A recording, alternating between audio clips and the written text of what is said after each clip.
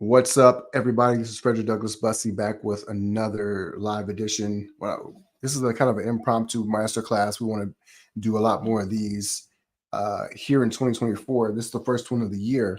And so we want to kick it off right. We know that when you're running a business, the key to everything is making money. If you're not making money and if you're not managing your money, then it's going to cause a lot of issues for you. So when you're dealing with those issues, whatever the case may be, we sometimes, as I have my CFO. Yes, ma'am. You going to get some paper?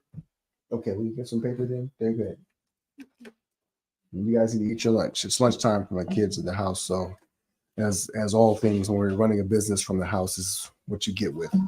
Today we got a great guest, though.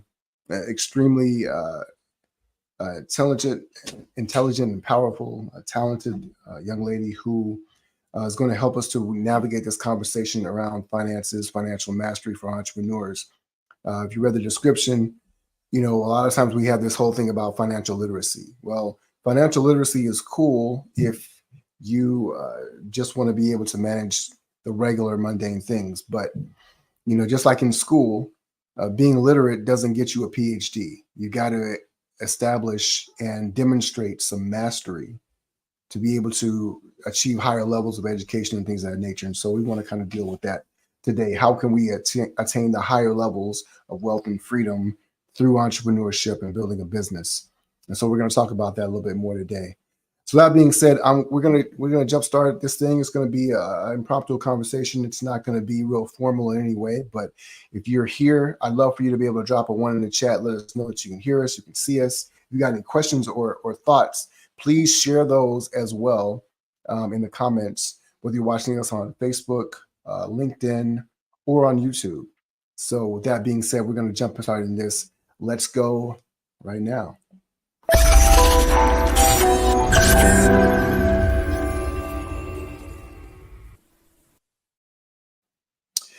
Before we get started, I want to introduce our guest, and I'm going to read her bio because she deserves to have it read, right? And then we're going to bring her on. Quintara Brunson isn't just an expert, she's a newsmaker. She's been featured on Fox News Radio, Bounce TV, and iHeartRadio. And she's carved out a reputation as a leading authority in her field.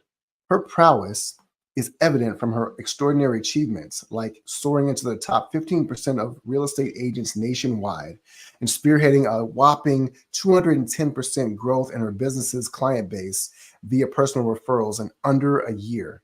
At the heart of Quintaria's success is the Brunson Approach, a unique blend of strategic problem solving and groundbreaking solutions. This isn't just about business, it's about reinvention.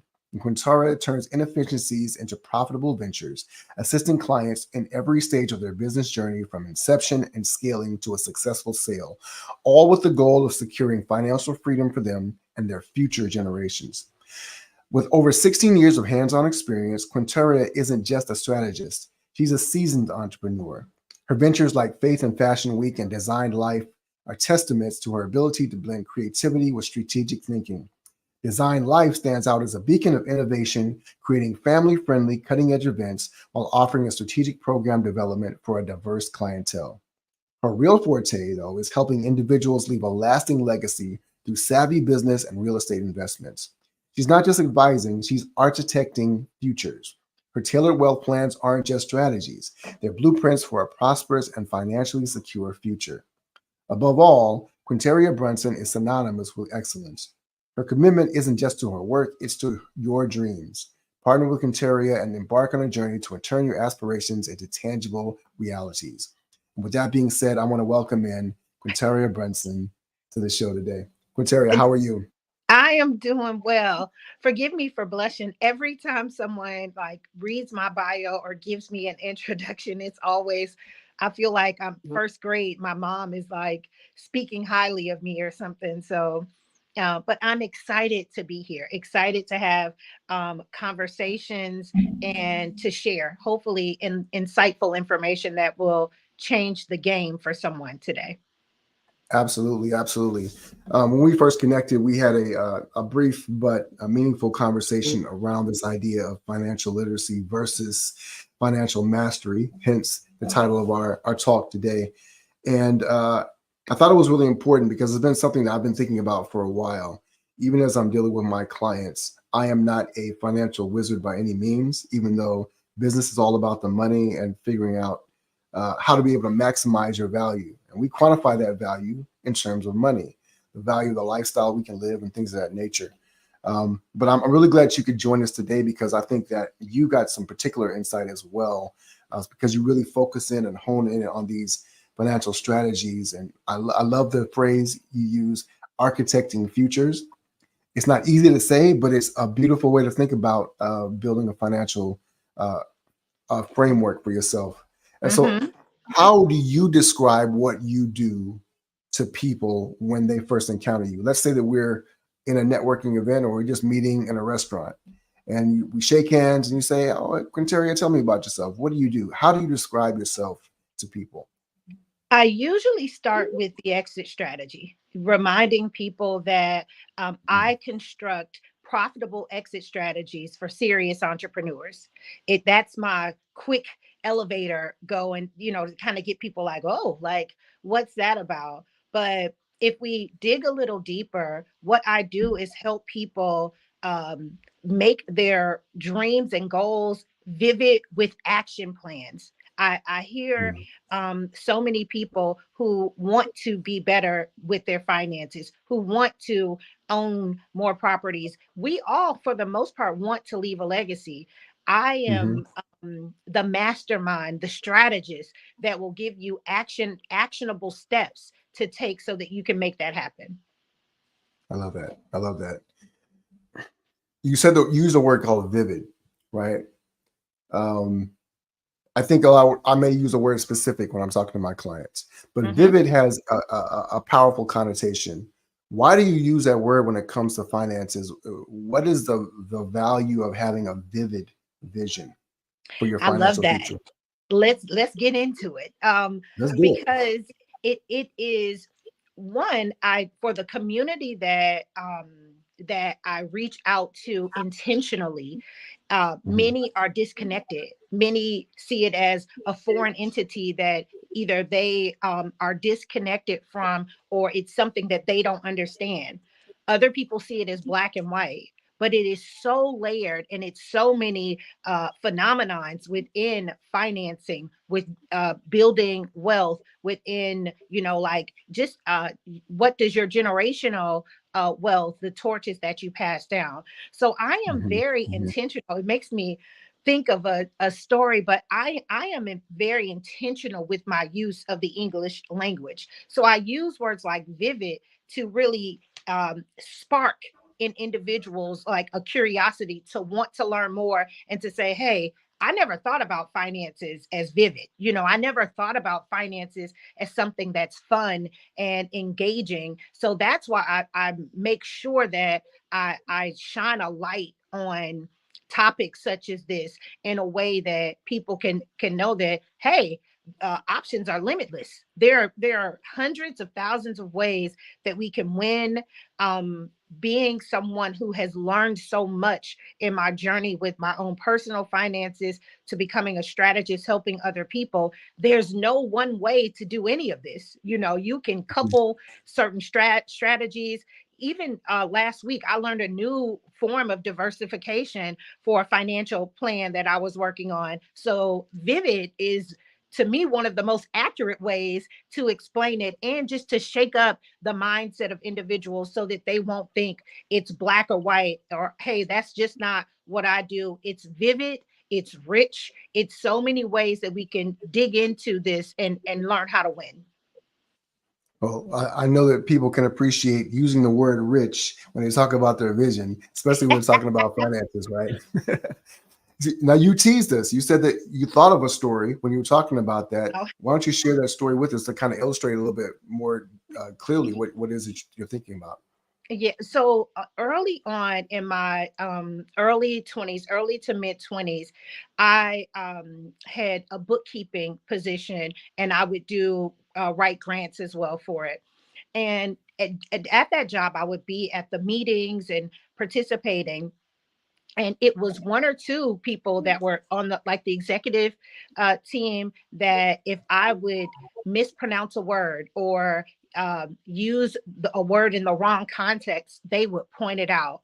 And another employee who was African American, such as myself, she would be like, "That's why I don't say much in the meetings, because like I don't want to feel crazy or whatever." And just a little backstory to that, like I grew up in Detroit, Michigan, and was considered like a smart, savvy kid. So I found myself in positions that I was like, "Oh, I'm not the smartest in the class," or like, but I used that opportunity. I told myself, I said, you know what? Obviously, there's a disconnect here. I can either use this opportunity to learn and to grow, or I can shrivel up like I saw other people who came from similar backgrounds, such as myself. And I chose to, one of the recommendations I make to people is find ways to be comfortable with short-term uncomfortable situations so that you can have the long-term success that you want. So for about a year I dealt with these two particular individuals that would point at, oh, the you put the accent in the wrong space, or one particular a specific example was, I used the word, I don't even say it incorrectly anymore, but I said like conceptualize wrong or something like that. And they like pointed it out in the middle of the meeting. It's like 12 people, at the conference table or whatever. But I took about a year and a half, and every day I would listen to a new word on a dictionary app, and I would say the word and I would repeat the word in sentences. But I said, I refuse to shrivel up. Like, this is very Mm. uncomfortable. But I knew even then, I said, laugh at me today, but I will be planning your financial future at some point. And sure enough, I go back, and I've never shared this on an interview before, but I can go back to that same job, and those people are still there. And I don't know what the broader realm of their life looks like, but I know that my life looks a lot different than what they probably thought it would look like. Hell, even for myself, it looks a lot different than what I thought it would look like 15, 20 years ago. So that, as I was talking earlier, it just reminded me of that, of a time when I had an opportunity to shrivel up, or to say, you know what, it is embarrassing to be called out in a meeting for mispronouncing a word or something like that. But I got to the point, and heck, I may say something inappropriately or incorrectly now, but it definitely taught me how to study up, like be willing to do your own research and sharpen your skills after hours, before hours, even in the midst of people treating you like a jerk. Be Mhm. committed to yourself to win. And I thank God for that opportunity now, because Mhm. it taught me so much, and it just gave me a thicker skin, so that as I enter rooms, and because that wasn't the first place, that is one particular circumstance, but I found myself, as I grew and learned more, having to enter more spaces and places with people that didn't talk like I was familiar with, or that knew more about certain financial concepts that I was unaware of. And I couldn't just, like scale back, and not, I had to learn how to engage, learn how to take quick notes and go back and research. I am a research queen now because of circumstances like that. But I hope that that inspires someone, and maybe that's not someone's story, but it was mine. And I'm proud of that. Well, first of all, I want to speak directly to the people. We've got a number of people watching online live right now, and even if you're watching this on a replay, but drop a yes in the chat if you ever had an uncomfortable experience that you had to learn to grow through. Because I think, one, we want to affirm Quintaria in the fact that she's being so vulnerable and sharing about this, but I think it also speaks to the larger conversation that we're having. You cannot master something that you are not willing to be uncomfortable with, right? Hmm. Mastery requires growth, and growth requires that you get out of your comfort zone, because if you were comfortable, it wouldn't stress you enough to be able to move forward and to progress in that area. I'm curious a little bit about your story. You mentioned that you come from Detroit, Michigan. Tell us a little bit of what it was like for you growing up. What was your financial story? What was your um, understanding about money and wealth before you got to this point where you decided that you were going to actually lean into this and become a master at financial wealth building? Most definitely. Yes, I was born and raised in Detroit, Michigan, spent time down south on occasion, had family members down there, and in urban area, but actually my family was I don't want to say affluent, but we were like middle class. So it wasn't like I grew up in the trenches and all of that necessarily, but we all went to school together. If you're familiar with Detroit back in the 80s and 90s, like all it needs is 2 blocks over and life looks a lot different. So I Mm-hmm. was not too far removed from deep levels of struggling and things of that nature. So, although it may not have been directly in my household, that was my community. My grandmother owned land that was passed down to her, and she intentionally purchased every home that her children lived in. She had 5 kids. She would buy a house, pay it down, put a child in it, and go on to another. So I saw financial things happening, and that's probably why I am so committed to legacy now, because I saw how my grandmother and my grandfather moved and positioned themselves, but we were not as intentional as I saw once I said, like, I had a job in my 20s where I was over the financing for a few corporations and nonprofits. And at the meeting table, there would be times that they would invite us to their personal homes, and their children would be like running around kind of playing, doing kid things, but they were in the middle of conversations about financing, about applying for credit, about applying for corporate credit, about how to structure certain bank accounts or high yielding accounts. So this goes back to what you say about being literate. I grew up in an environment where I knew how money worked, but I really didn't know how to master it. I really didn't, I really didn't have opportunities to really invest myself or do things myself. And on a personal level, this isn't something necessarily that I picked up from my grandparents, but growing up in Detroit, we were very materialistic. So I think about the ways that I spent money, and money didn't really have much value to me. It was kind of money come, money go, like, Mm-hmm. what up, though? Like, like it, so I had to unlearn to relearn some of the attachments that I had with money, um, some of the ways that I had learned to compensate for other areas, and I was using money inappropriately in those ways.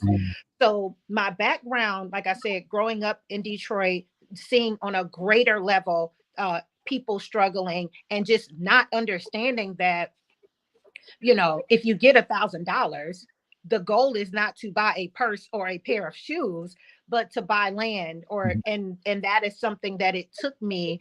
There was some growth and a lot of revolutional type experience that I had that made me see, like, hold on, we had it all wrong. Like, we Mm-hmm. were we were uh, such in a consumer mindset that, although I was close to my grandmother, who was intentional and an investor, we didn't do what I've set up now for my family. Now we have monthly financial meetings where the strategies that I am learning, I can share that with aunts and uncles and younger cousins.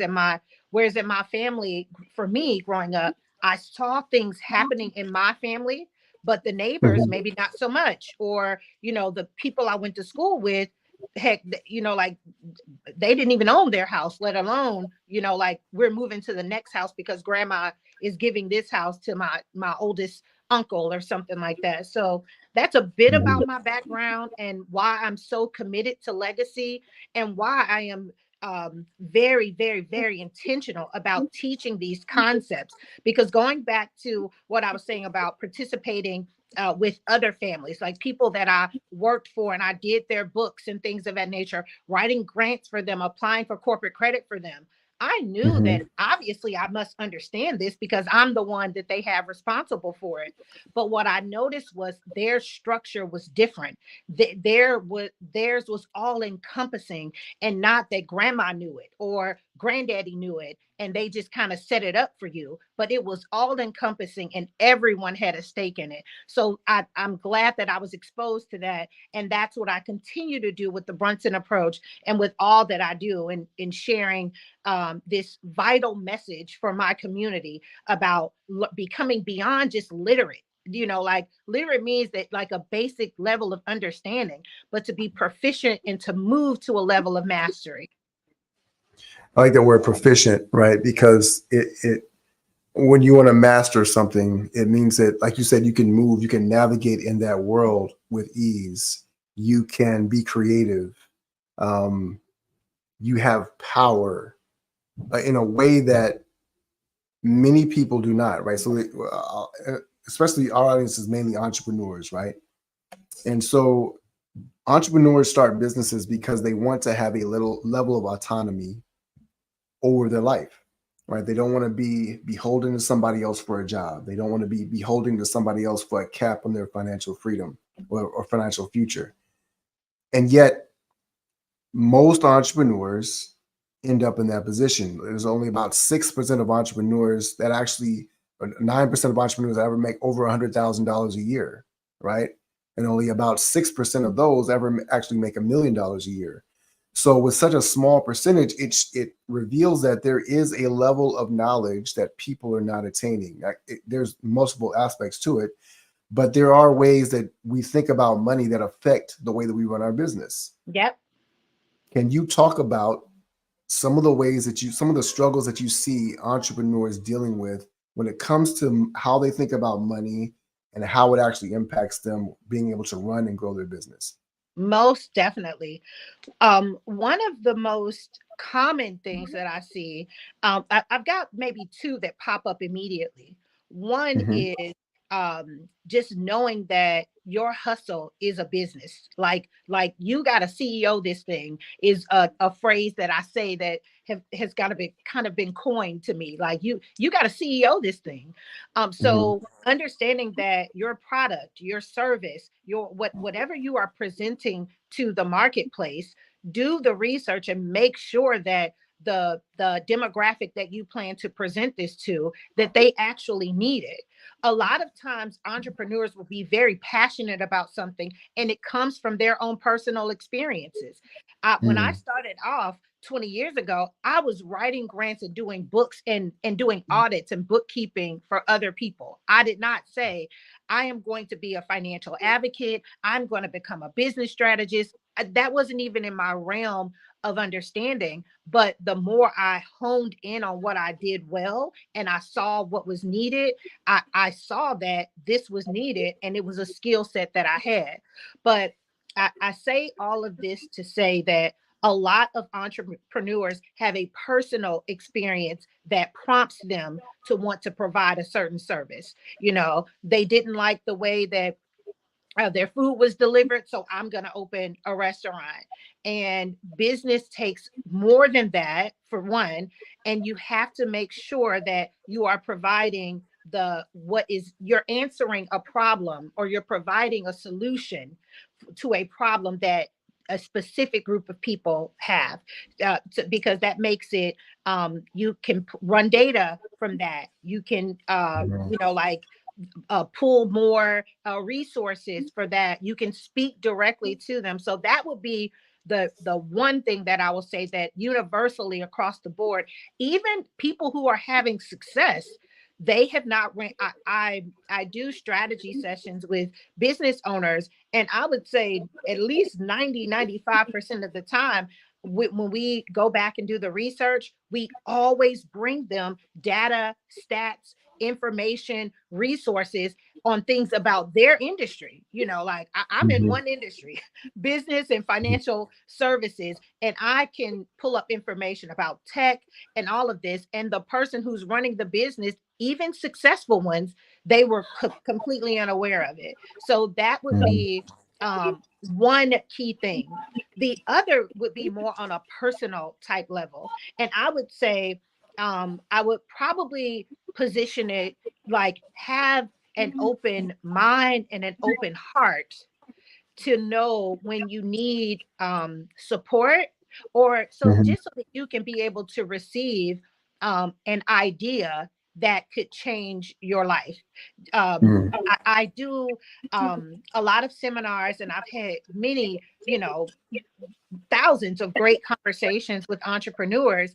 And sometimes I'm giving someone $1 million idea, and I know that it's going to be about 2 or 3 more years before they're ready to receive this. It's going to be about Mhm. 10 years. Other people is like, I don't know if they're ever going to, but I know based on my experience and my interaction with business and just my complex understanding of how business works and how finances work, that you should consider this. Now, I don't claim to know it all.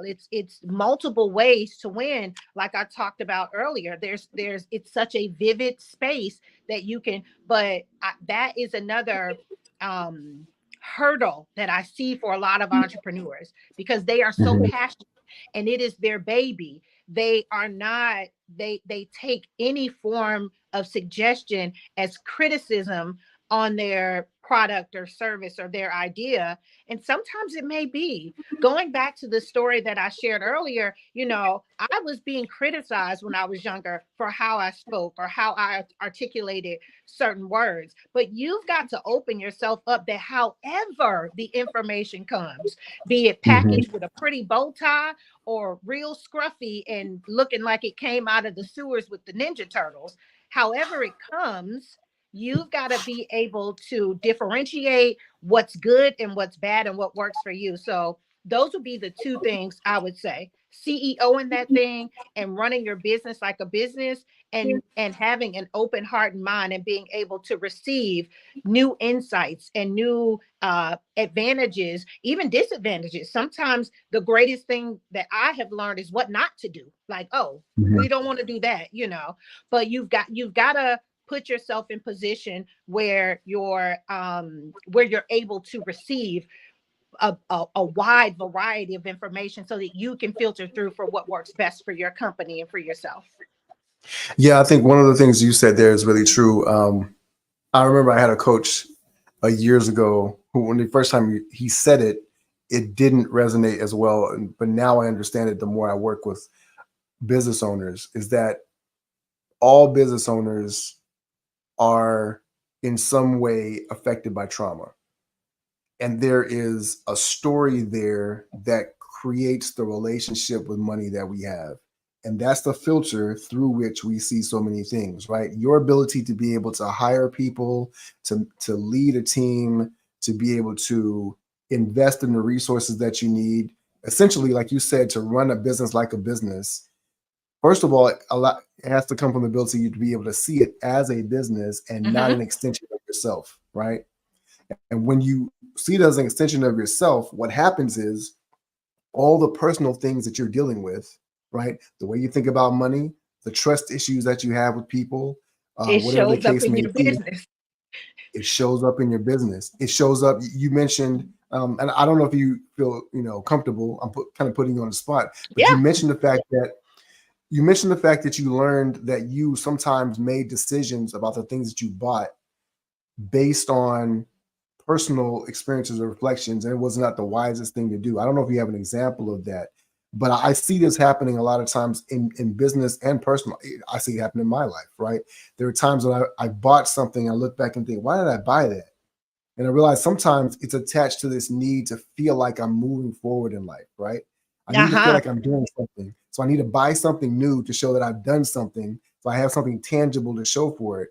Whereas if I were, you know, adopting the proper mindset, and as I'm learning about building investments, I want to have these investments go in the right places. So I've got insurance, I've got stocks, I've got these other things that are also tangible, but not always in front of me. So I create the infrastructure to allow me to be able to have those things. But not every entrepreneur is as cognizant of this. We're not always that self-aware. And so having someone like you, having a coach, having a framework to be able to check yourself, to be able to take a look in the mirror and remove the emotion away from it so you can analyze it critically, and objectively can allow us to be able to make more strides in our business. And sometimes we don't recognize this is holding us back, right? And it Especially for keeps you people of from color. scaling. It keeps you from scaling. One thing that you said that I want to highlight, and I don't want the listeners to miss, is when you said people make their business an extension of them, and that Mm, is a tragic flaw. Yes, you know, like, don't lose your intellectual rights or anything like that. I would never tell you that. I'm big on copywriting and protecting your intellectual property and all of that good stuff. But when it's a mhm, part, when it's too much a part of you, you are not mhm, CEOing it. You're making, like you said, emotional, and it could be touching on certain triggers and things of that nature. And typically, that is not a positive thing, or it can, more often than not, it prevents people from scaling the business. You need, and I used to tell clients this for years ago, and I may start saying it again now, but you can put me down as the janitor, and you could put me down as the cook. You could put, and I'm not saying anything negative about those particular roles or job titles, but I don't have to be the CEO, the CFO, or that. You can put me down as the consultant, or it is more important to me to have a system, a profitable, scalable system, than it mhm, is for me to wear that title. But it took a long time. Like I said, I grew up in Detroit, Michigan, and it was very materialistic. My grandmother, who was raised down south and had, my grandmother lived to be 95 years old. She remembered, we even have a copy of the census record. Her grandmother, Mariah, was born in slavery. So my grandmother was very big on, you look well when you walk out of the house. You let people know, mhm, like, you are clean and dapper, and you showcase yourself in a way. And I took that on in a pay to look well, pay mhm, for brand names and Cartier and things of that nature to look well. But I mhm, had to realize, and I thank God that I did, that I was overcompensating for abandonment issues, or like fear of rejection. Because like I said, where I grew up, mhm, it was everybody that was 15 years old had a $1,500 shearling leather coat.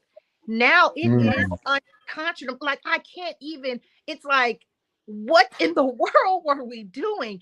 But at that period, in that stage in my life, whatever we needed to do to figure it out, if I had to, like, say, hey, this could be my birthday present, my Christmas present, that, like, you can roll everything up, but I must have this particular item. But it was because of deficiencies and things that I was overcompensating within myself. And if you don't mhm, address that, it does show up in your business. You do take things personal, that that it's just information.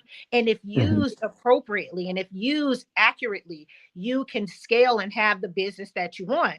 Most business owners, entrepreneurs in particular, we are the reason why your company isn't growing. Your company, as an entrepreneur, it can only scale to the extent that you are. So yeah, but I just don't want our listeners to miss that point, because that you were spot on with that. We do have to acknowledge that, and know that one thing you said too is, I hear so many business owners who, I don't want to work for anybody else. I don't want to. mhm, And we have an assessment at the Brunson Approach that we do, and like, 80% of people are not entrepreneurs.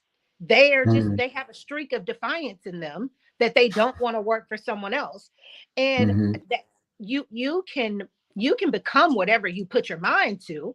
But for most people, it's ulterior other alternatives, other opportunities that they may explore, so that they can kind of compensate for the need to have their own. But it isn't entrepreneurship. So right. it goes deep, and it can go deep, going back to my choice of words of vivid, because it is not a black and white space here. So I hope that adds some context, and helps people to explore that those issues within themselves, so that they can Mhm, be more mindful when they create businesses, that that it's not holding you back. The last thing I'll say to that too, you can create more when Mm. you really do some self-healing and you understand why you want to be an entrepreneur. It goes from you maybe having one business that you're so passionate about. You had a bad hamburger and you have dedicated your life to serving great hamburgers, like, which is a noble cause. However, when you really step back and you learn yourself and you sharpen your the areas that you need to sharpen and work on, you can come up with business concept after business concept after business concept, which ultimately allows us to leave the legacy and to have a financial strong backing that we need in order to win. I love that. I love that. Your last point is so key because this whole part of the conversation that we've been talking about, I know a lot of people are joining live. They want to hear the tactics and strategies. Okay, what can I do to double my money or flip this or do it XYZ, right? But the part of it that you're talking about is that we're actually blocking the flow of creativity. We're blocking the flow of influx and growth that we need in our business because emotionally we're tied to certain things. We're closed off. We're closed minded. And what you're saying is that when you get healed, when you go do the work, when you become self-aware and understand what your triggers are, where that trauma lies, what those stories or narratives are, it allows you to be able to unlock and unblock the dam. And now you can allow the flow to come. My coach and I were having a conversation yesterday, as a matter of fact, and he has a phrase, you want to keep your foot on the gas and not on the brake, but most people have one on each, right? And so they're Mm-hmm. kind of going back and forth. And what do we see from the outside when somebody is doing that? We see a car that's going like this, Mm-hmm. right? And when your life is like that, you're always in a state of anxiety and stress, and you can't build a vehicle that's going to allow you to be able to get that momentum that we want. We talked about momentum. Well, you can't have momentum if you're doing this all the time, Yeah. or you're revving the engine and you're slamming on the brake at the same time, right? So now you're not going anywhere and you can't figure out why. So I love that you talked about that, unblocking the creativity. Now, I want people in the chat who are watching this live, because we still have another people. I want to thank everybody for jumping on live with us. If you're watching this on replay, drop a hashtag replay. But if you're watching this live, drop a 1 in the chat. Let us know. And I want you to put any questions that you may have for Quintaria about building financial freedom, building financial wealth through your business. And as we're waiting for some of those questions to get in here, I want to ask you, for an entrepreneur who is in the early stages of their business, I want to kind of get in each stage, right? So more advanced, all the way out to the exit plan, creating a liquidity event, maybe through selling your business or IPO or whatever, right? So I want to kind of get some strategies in each place. But let's start at the beginning. Foundationally, what is one of the most foundational strategies that an entrepreneur needs to be thinking about to set themselves up for success as they're scaling their business through each phase going forward? I would say start with the exit strategy, because if you think Mm, about what your exit strategy is, it will force you to determine why you're starting this to begin with. You know, mm, it is so many entrepreneurs who have great services, great products, wonderful ideas, but they have no real clue or plan on um, how they will scale or what they. So going back to my phrase, you got to CEO this thing. If mhm, you have not started a business, or you just feel I got to do something, like I know it's something in me, it's something more in me. Your idea isn't going to, like, fizzle out and like you're going to lose it. However, it mhm. would be more advantageous for you to flush that idea all the way out to, like I said, to, I'm thinking of like a Negro spiritual, like to see what the end's gonna be. but but no, but if you're early in your entrepreneurship journey, consider what is the goal of this particular project. Are you you have a massive entrepreneur, a massive business idea, and you want to work this business idea for 20 years, and then it will make all the money you need, and that's that? Or is this something like, look, I see this particular industry. Let's take tech. You have an idea in tech. I know that this is just going to be hot for the next 5 years tops. I'm going to 10x this thing, put some licensing on it so that the licensing can pay for my future retirement or whatever. But we need to consider these things starting out, because a lot of people, go into business, like I said, in hustle mode. That, either Mhm. they had a little Mhm. hustle going on, or they had an experience and they start a little hustle, but they don't know how they're, like how they will scale, how they're going to get out of it, what they're going to benefit from it, or even how to protect it. If you don't fully think through your business idea, how do you know whether a C corp is necessary, or an LLC, or should it just be a partnership? Right, And right. so it's just, I would say that you start there. Start with, in some industries they say your why, but I call it the exit strategy. But where do you see this idea, this concept? How does it add value to your life in the long run? And then you can reverse engineer it from there. That is, I think that is pivotal. And it's the difference in some communities that start businesses that way, and many of those who don't, that struggle. That's a really, really good point. The way that you run your business, right, has a lot to do with the end goal. Hmm. Because if you're thinking that it's going to be something that you want to sell at some point, you're going to build a very different business than if it's one you want to keep. But Most definitely. And even, I must say this too, because we do a lot of assessments at the Brunson Approach. Sometimes it isn't even your personality type to keep it. mm, Like, some, just because you have the original idea, it does not mhm, mean that you are you. I don't have the exact number, but more often that I am excited to share, I have to come up with polite ways to let business owners know you're more of a manager than a mm, CEO. Or you, mhm, I have a wonderful client. She's doing amazing things. She has a tech company that we helped her set it up. They've launched. They're 2 to 5xing at this point. They're working on 10xing. And one of our very early on conversations was, you're more of like the COO, not the, like, you're not the CEO, you're person. And we were able to do testing with her to just show her from sheer personality test, and it was very clear and evident, like you, this is what you love. So she was almost forcing a square peg into a triangle mhm, spot. And it was like, if we learn that our business is like our body, your eyes don't mhm, do what your heart does. Your heart doesn't do what your kidneys do. Your kidneys don't do what your feet do. But you want them all working properly. You want them all, like at the top of their game at any given moment, because we need them all working right. Don't assume that just because you developed an idea that you are supposed to run that concept. And that goes mm, back to what I was just saying before. You may have many business ideas. Do you have to run each one?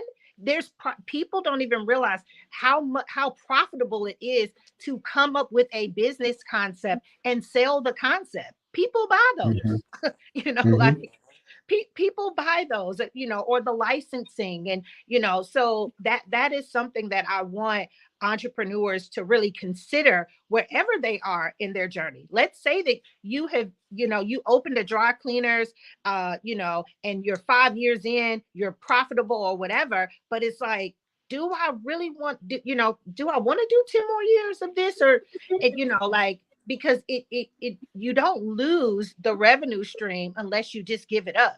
There are ways, mm, and I have to remind people of this all the time. If your hands, your brain, your body in and of itself is the source of your income, you are not a business. You're not a business. You know, Right. like it's not a business. You are in, if you need scalable systems that can Hmm. be duplicated and replicated, and that can or are profitable, you know, because even if you have a duplicatable system, eventually you can like flush things out so that it can be profitable. So I don't dare to say that, oh, if you ain't making money day one, give it up, you know. Like, I wouldn't be here today with that.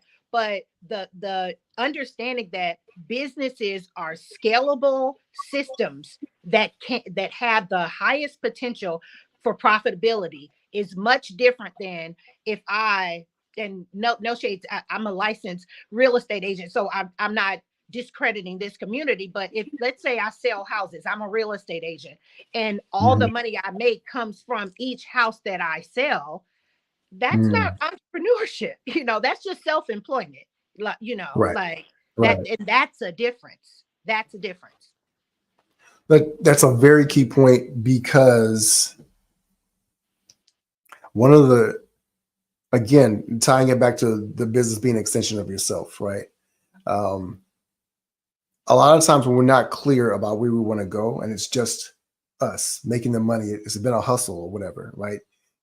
It's very difficult to get past a certain point, because you know the law of diminishing returns says you only have so many hours in a day, you only have Uh-huh. so much energy, there's only so much work that you can do by yourself. And we see this a lot in the online community, where people are talking about build a brand, a personal brand, right?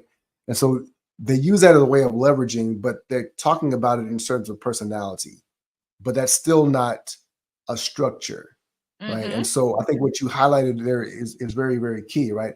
Having a structure for your business, and then building a structure based on the vision that you have, that be able to support that, so you can, your business is not dependent on you for all the growth. And eventually, you know, as we work with our clients, the key is that the business is never dependent on the owner for the growth, because that's a real business. You know, Yep. Amazon isn't dependent on Jeff Bezos to grow, you Thank know, you. right? So, you know, Apple, Steve Jobs is dead, but Apple is still one of the most valuable companies in the world, in the history of the world, Mm-hmm. because there was a structure in place for it to be able to continue to grow. And even after Tim Cook leaves, then it's set up so that there will be somebody else who can take over. So I love that point. We're getting closer on time. We got a question from Ashley. So she asked, let me put this up here on the screen. What are the key principles or strategies for building long-term wealth? And I'll add the caveat for entrepreneurs, because it's different if you are a W-2 employee. No matter how much money you're making, it's different if you're an entrepreneur, right? So what are the key principles or strategies for building long-term wealth for entrepreneurs? I would say number one is to have your life plan. Like, what are your goals? How much will you need in terms of like money in and of itself? If you don't write your vision down, you know, if you Mhm. don't know your numbers, if you don't have a clear plan for your life, even if things change, I mean, you got to set a coordinates for somewhere, so you need to Mhm. know where you intend to go. Are you looking to, you know, like work really hard for 20 years and retire and spend the last 30 years of your life on a beach and you need to know that, you know, like, or are you, Mhm. you know, like going off the grid and you know, like you're building a bunker or whatever that is. So you need to have a general idea of what your goals are. And for entrepreneurs in particular, learn financial vehicles that work in your favor. I see far too many entrepreneurs using strategies that are designed for W-2 employees, you Mhm. know, and it's Mhm. like all your money's in a 401k and you know, like, and again, there, it's a complex and diverse opportunities out there on how to use money. But understand, as a self-employed individual, as an entrepreneur in particular, you the government has two jobs to do. their number one job is to protect their citizens, is to provide Mhm. protection to their citizens.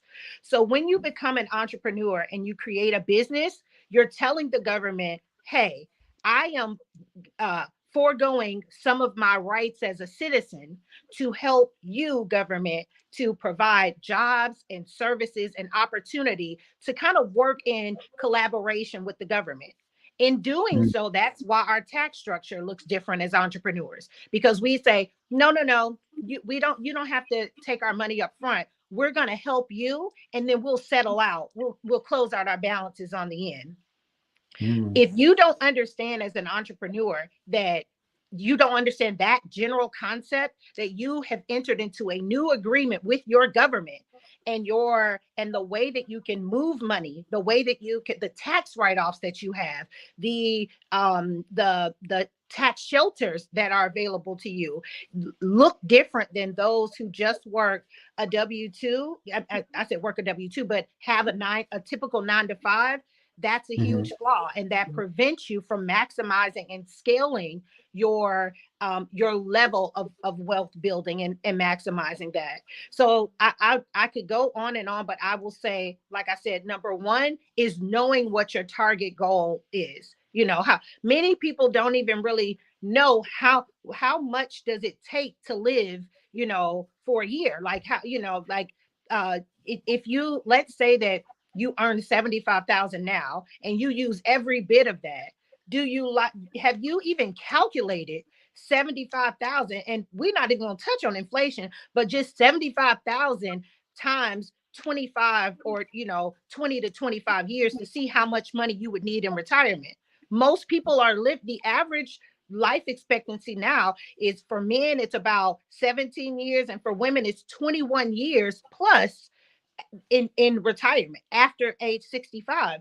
Have you Mhm. calculated your salary, like, so just that basic principle, so knowing what your financial goal is, and you can make a strategy or a plan towards it.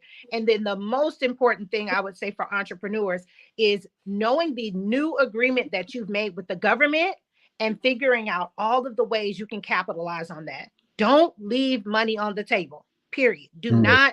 Don't leave money on the table. I love that. I love that. Both of those points are really, really key. So important. Most people don't understand. It's funny to me when I hear entrepreneurs complaining about paying taxes, because my thought process is you don't understand the tax structure. You don't have a team in place to be able to help you understand that. Um, First of all, the more taxes you pay, it should be that you made the more money, but then there's also a greater opportunity for you to be able to take that money, that those taxes that you paid somewhere, you could have been reinvesting that into your business again, or just some other Mm-hmm. vehicle to be able to create more wealth. And so it should never be a complaint. It's always an opportunity. The other part of it that you said, oh, it slipped my mind just that quick. What was the second point that you made about so it's about understanding, right, what you want to get out of it, right? And so freedom, if you ask any entrepreneur why they're starting a business, 9 times out of 10 they're going to use the word freedom. They're going to say, I want to create freedom, I want to create a legacy, a generational wealth, whatever. But most people don't have a number tied to that, right? And if you ask people and press them for a feeling, what I'll always tell them is, so what does that number feel like, right? Because in reality, they have not done, you're the research queen, but most people haven't done the research to really know, right?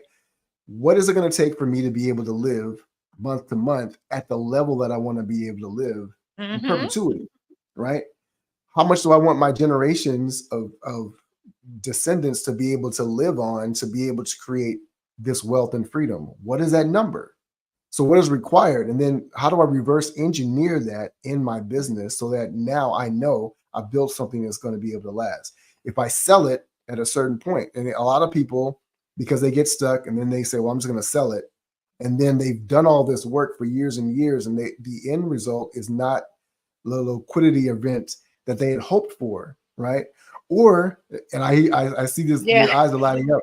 Yeah. I There are a lot of people that are trying to sell a business for way more than it's worth, because it feels like it's more valuable to them, right? Again, attaching their personal. And so we're doing all this work, and it needs to represent something in the end that is tangible, that really is transformative for us, right? And we can do that along the way as we're actually getting cash flow from the business. But again, your end goal. And so understanding that, I think, is really important. You had a point, and I saw you Yeah, wanted to make. I must close with this. Like, forecasting and projections are part of business. That's part of Mhm. CEO on this thing. But going back to what you mentioned about when you go to sell, you're under or over. True story. I last year alone, I helped maybe 7 baby boomers in particular with selling their business. Almost all of them got less than what they anticipated or what they could have.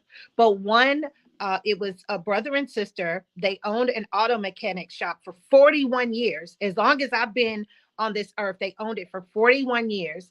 And Mm. they decided that they were ready to retire. Like, brother, you ready? Yeah, sister, I'm ready. The brother was turning 70, so they were going to retire.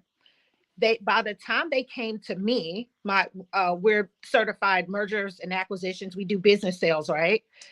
Mhm. Their business only got about we were able to negotiate about 6,500 for their business. And had they spoken to me 2 years sooner, we could have gotten them about 500,000 for their business. What had happened was they didn't have an exit strategy. They didn't. So they had, I guess, been talking. Yeah, well, we're getting older. So they scaled back on their hours. Then in the next quarter, they let a few of the employees go. Then they Mhm. stopped using some of their machinery. But in 2 years, they took at the minimum what would have easily been a $500,000 sale, and they got less than $10,000, and we had to beg for that. And I see it Wow. happen over and over again. And it's because we're not CEO in that thing. We don't start with the exit strategy. We think that the exit strategy is something we can implement in later. And if you don't know, what your exit strategy is, what your goals are, you'll make mistakes like that inadvertently, just unknowingly, because it does make sense. Well, we'll be retiring soon, so let's scale back. And that also goes to what we've Mhm. said a few times here. That's why it shouldn't be so dependent on you. If I get it, you're 65, 70 years old. Heck, you shouldn't be coming to work every day if you ask me. So I can Right. understand logically why that the business owners were working less or coming in more. But if their business was truly separate from them, they would have been able to capitalize on a $500,000 profit that they ended up getting less than 10,000. And sadly enough, I have story after story after story very similar to that. And it's because the lack of an exit strategy, the lack of forecasting, the lack of professionals that can guide you in that particular Mhm. area as well too. So I didn't want to leave you out. As you were speaking, I'm like, this happens so often. No, that's a great point. I'm really glad you said that, because it kind of puts an exclamation point on this whole thing, right? We're just scratching the surface. Yeah. There's so many other layers that we can unpack here, but hopefully, for those of you who have stayed long enough to watch the entire episode, or wherever point you jumped in on the conversation, it's been valuable for you, just kind of unpacking a lot of the different mindset and frameworks that are needed to be in place as business owners to be able to ensure that you're getting the ROI on all your investment, your blood, sweat, and tears, that Hmm. sweat equity that we're all pouring into our business at the beginning. And really, at no matter what level, because I see many business owners who are at 500,000, at a million five, at $2 million a year, but they still don't have that clear plan in place. They still don't have that structure necessary to be able to walk away if they wanted to be able to take a Hmm. vacation, because they're afraid to take their hands off of the wheel, because if they don't, the business will run into the ditch. And so Yeah. I love what you're doing, how you're supporting people. I'm really glad that you could join us for this conversation. We're gonna have to have you back so we can do this again and talk Thank you about so much. Thank you for talk having about this me. more. I love having these conversations because I want people to know that it's doable. You know, we don't know it all, but the things that I do know, I'm willing to share, you're willing to share, and we can get there. We just need to be intentional. And like I said, remain open for information, no matter how it comes to you, so that you can use the knowledge that you're receiving to enhance your business or your business ideas. Where can people find out more about how they can work with you and more information about your services, the Brunson Approach? Where can they reach out to contact you? Just that, the Brunson Approach .com is our website. I'm also on every social media platform, either Legacy by Quintaria or Quintara Brunson. But you can Google the Brunson Approach or Google my name, and we're out there. Awesome. Awesome. We'll put that up on the screen for people to be able to see as well, the brunsonapproach.com. Quintara, it's been a pleasure. I really appreciate the insight that you shared. You dropped so much value and insight. We're really glad that you came. Thank you. Thank you. It was an honor to be here. And thank you so much. This was a good conversation. Perfect. Those of you who are watching this live, whether on YouTube, you're watching this on YouTube, make sure you like and subscribe so you don't miss any more great content. We'd love for you to be able to share it with people. So share this link with friends, family members, loved ones, other entrepreneurs that you know, so we can help us to be able to grow our audience and to expand. You're watching us on LinkedIn, Facebook, wherever you are. If you're not yet in the Facebook group, Seven Figure Circle, join the Seven Figure Circle $1 Million Mastermind Facebook group. We've got a ton of master classes, other great content where we can help to support you in your growth, not just towards 7 figures, but beyond 8, 9, 10 figures and beyond, whatever you're building. We just want to be able to support you in a community that has these conversations all the time. All right. That being said, yes, that's right. That's right.